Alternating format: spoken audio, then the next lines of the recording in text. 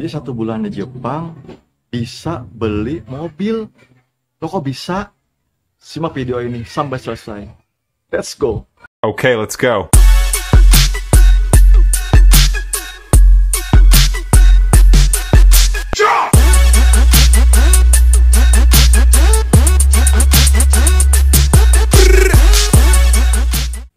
Assalamualaikum warahmatullahi wabarakatuh. Minasang konnichiwa, o genki desu ka? Mudah-mudahan teman-teman selalu sehat selalu dan diberikan kemudahan dalam segala urusan.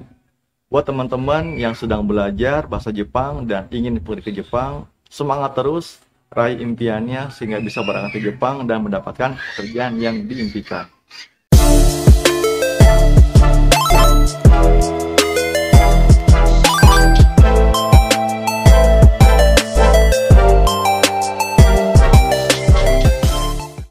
Oke, nah tadi itu adalah beberapa foto saya ketika saya memiliki kendaraan di sana.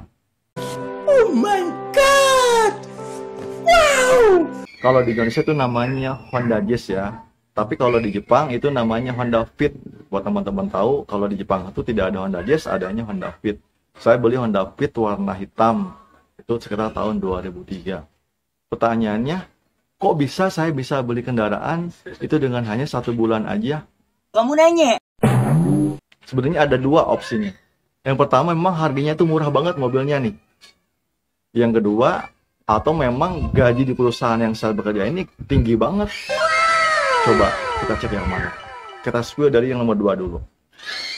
Kalau teman-teman penasaran, pekerjaan apa sih yang bisa menyebabkan dalam 1 bulan kerja itu bisa beli mobil? Kamu nanya? Nah, pada saat itu saya bekerja di Genba. Genba itu kerja lapangan. Nah, perlu teman-teman ketahui, kalau di kerja lapangan itu dimanapun berada, itu pasti gajinya itu lebih tinggi. Kenapa? Karena rata-rata pekerjaan Genba itu adalah pekerjaan yang lebih berat, menggunakan otot dan fisik gitu kan. Pasti itu lebih lelah, lebih susah. Maka dari itu penghasilannya juga pasti lebih tinggi gitu kan. Nah, pada saat itu saya bekerja di bidang perusahaan Binir House Barasu. Apa itu artinya? Menghancurkan atau membereskan rumah-rumah plastik. Jadi di Jepang itu banyak sekali rumah plastik yang fungsinya itu adalah untuk tanaman. Tahu kan, mungkin kalau buat teman-teman yang pernah main game atau yang pernah lihat main game Harvest Moon ya, atau yang pernah lihat jalan-jalan ke desa-desa gitu kan, ke perkebunan, pasti ada rumah-rumah plastik yang dalamnya itu isi tanaman. Nah, di Jepang juga banyak seperti itu. Kenapa? Karena untuk menjaga kondisi tanaman tetap fit dan bisa tumbuh subur, terutama pada saat musim dingin. Karena musim dingin kan itu banyak salju ya.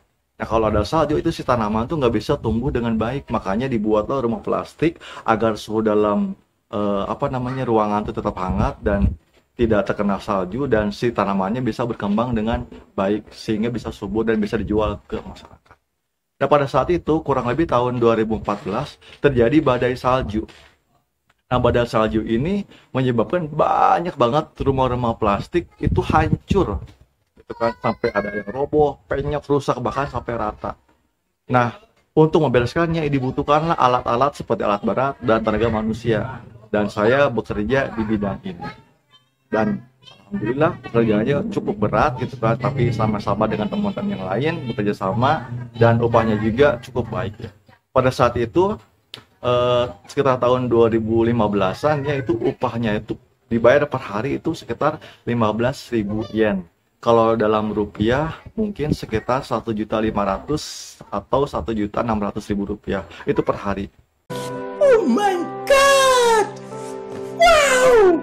Bayangkan loh, kalau misalnya kali gaji kali per 30 hari atau per 25 hari sudah berapa kan? Tentunya dapat sekitar 30 juta lebih kan dalam 1 bulan.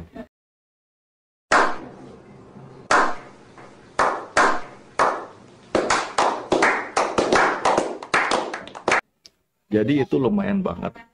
Lalu yang nomor satunya tadi, apakah betul harganya itu murah banget? Mari kita bahas.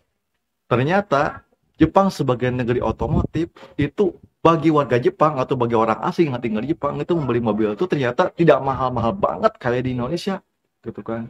Beda banget dengan jumlah penghasilan yang diterima orang Indonesia dan penghasilannya orang Jepang. Mungkin menurut saya lebih mampu orang yang bekerja di Jepang hanya ketika mendapatkan penghasilan.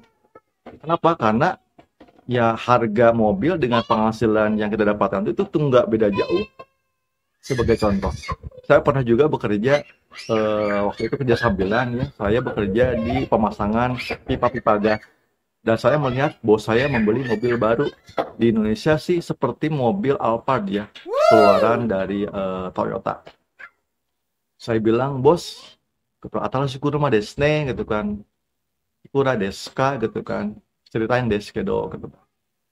Terus dia jawab, ini harganya katanya Sambiakumang alias 300 juta rupiah.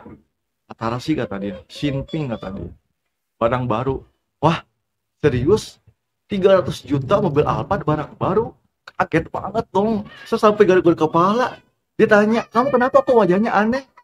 Kamu nggak percaya saya beli mobil baru? Kamu kira saya miskin apa? Kan, bukan masalah itu. Saya malah nggak percaya. Itu mobil baru kok harganya 300 juta. Kalau di Indonesia nggak mungkin, bos. Saya bilang, emang kalau di Indonesia mobil kayak ini berapa? 500 juta. 500 juta. Dia hanya menghitung 2 kali lipatnya saja. Pada saat saya bilang, itu harganya kalau di Indonesia mungkin 1 atau 2 miliar, bos. Dia lihat, katanya. Sonani takai no, katanya. Segitu mahalnya. Saya bilang, ya segitu apa adanya. Makanya kalau di Indonesia, orang-orang yang beli mobil Alphard itu adalah orang-orang menengah ke atas. Orang-orang elit lah, kayak artis gitu kan. Kalau di kita. Nah, kalau di Jepang, enggak gitu kan. Terus saya bilang mungkin karena pajak kali ya. Kan ini mungkin barang impor atau bahan-bahannya impor. Jadi kena cukai, kena apa gitu kan. Untuk ke negara juga. Jadi malah kata dia, oh naruhodone gitu. Oh begitu ya gitu kan. Mengerti. Nah seperti itu. Karena di Jepang dia membuat barang sendiri gitu kan. Makanya tidak ada pajak impor, tidak apa. Orang di dalam sendiri, dalam produksi dalam sendiri gitu kan. Dan itu juga terjadi di barang-barang kita. Contoh misalnya kita beli beli tempe. Kita kalau misalnya beli tempe di Indonesia berapa sih harganya per kotak itu? Kira-kira sekitar 5.000 rupiah kan? Nah, ketika kita datang ke Jepang, itu 5.000 yang segede ini kalau kita beli di warung-warung Jepang gitu, baik warung Indonesia atau warung Thailand, warung mana gitu Pak yang menjual tempe itu harganya sekitar 50.000 rupiah, guys. Beda banget kan, di Indonesia tuh 5.000, di sana tuh bisa 50.000. Kenapa ya? Mungkin karena ada ongkos kirim, ada pajak, ada cukai dan lain-lain, makanya mahal. Begitupun barang mereka yang datang ke Indonesia itu kena pajak juga, makanya barang bisa lebih mahal seperti itu. Akhirnya bos saya mengerti dan saya pun mengerti, wah ternyata harga beli Jepang itu tuh murah, maksudnya itu terjangkau lah gitu. Nah untuk yang barunya aja itu, yang tadi ya contoh mobil Toyota Alphard itu 300 juta. Bagaimana dengan secondnya? Sudah pasti di logika kita itu pasti jauh lebih murah gitu kan. Karena memang gitu kan, ketika saya tanya bos, kalau misalnya mobil-mobil yang lain gitu kan, selain Alphard, kayak mobil-mobil biasa, kayak kalau di kita mungkin kayak mobil Jazz, kayak mobil R3, kayak mobil sedan biasa gitu kan, Baleno, Suzuki Swift kayak gitu-gitu kan, Yaris, gitu. Berapa sih? Dia bilang kayaknya sih di kita Sanju Mang Ika katanya 30 mang ke bawah kata dia. Wah boleh nih gitu kan. Akhirnya saya semangat untuk memiliki mobil, ingin punya mobil. Ini juga perlu teman-teman tanamkan, nggak apa-apa loh kalau misalnya teman-teman di Indonesianya sebelum datang ke Jepang sudah punya SIM internasional, yang dari SIM biasa gitu kan dirubah ke SIM internasional, itu kan bisa menggunakan kendaraan di Jepang dengan catatan patuhi rambu lalu lintas dengan tertib gitu kan, agar tetap menjaga baik nama Indonesia. Jadi sekarang kita sinkronkan dengan penghasilan yang saya dapatkan dan juga harga mobil yang saya inginkan. Penghasilan saya kira-kira waktu itu sekitar Sanjumang ya, itu 30 mang. Kalau kita hitung bulat per bulan.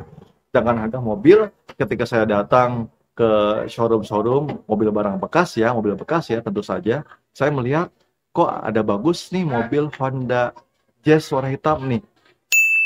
Itu kan. Saya pulang dari acara pengajian waktu itu, saya langsung kepincut sama mobil yang ini gitu kan.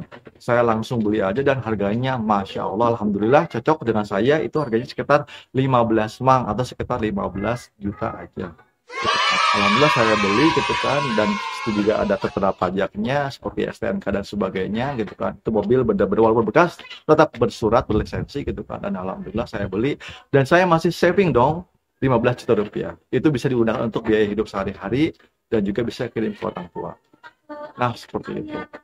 Jadi ketika teman-teman bekerja di Jepang itu bisa menggunakan berbagai macam moda transportasi ya. Bisa jalan kaki, banyak banget orang Jepang juga yang suka jalan kaki. Orang Jepang rata-rata jalan kaki mungkin sekitar per hari itu 5 sampai 8 kilo per hari ya, jalan kaki loh. Orang Jepang suka banget karena memang apa namanya, infrastrukturnya, jalan-jalan untuk berjalan kaki itu benar-benar nyaman banget, rapi banget gitu kan. Kita sambil melihat pemandangan-pemandangan yang indah ketika berada di Jepang sambil jalan kaki. Ada juga yang naik sepeda. Nah, biasanya kalau naik sepeda ini dipinjamkan dari perusahaan ya, itu gratis, tinggal kita merawatnya dengan baik. Ada juga yang seperti yang tadi itu, karena dia sudah punya lisensi sendiri, punya SIM dan sebagainya, dia beli kendaraan lalu menggunakan transportasi kendaraan untuk belanja silaturahmi, ibadah, bekerja dan sebagainya. Dan yang terakhir ada juga yang sangat suka sekali menggunakan alat transportasi umum dari mulai bis sampai kereta gitu kan. Beberapa juga ada yang suka pakai taksi. Jadi banyak banget opsi di Jepang ketika teman-teman ingin berpergian ke sana kemari. Demikian video yang ingin saya sampaikan, mudah-mudahan bermanfaat. Kalau ada kesalahan, kritik dan saran, silakan komen di bawah. Dan jangan lupa like, komen, dan subscribe agar channel ini terus berkembang. Coba tulis komentar di bawah bagaimana pendapat kalian mengenai fakta di bawah ini. Terima kasih. Wassalamualaikum warahmatullahi wabarakatuh. Mite korete, arigato, mata ne.